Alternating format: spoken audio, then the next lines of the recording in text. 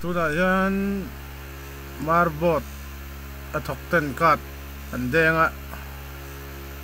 an kat deng kan la ha kan ni he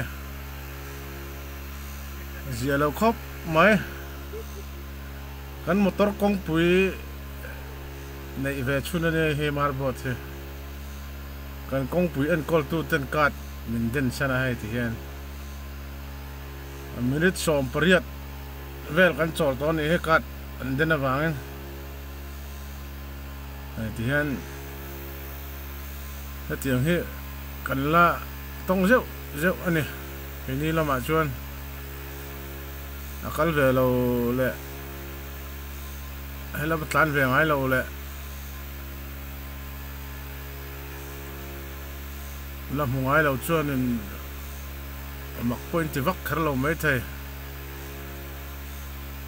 lai lon chu kan nei ve thona in kan lai lon hian in quintal som thum adol si lo wat hian marbot lama hian kan kalangai sia quintal som thum phur ho chu ti hian hai ka dan kher tia ti hian kan ha ani hian ma ani he an lan fia ti deuh kan tuma lang theng emo kan zoom sinanga kan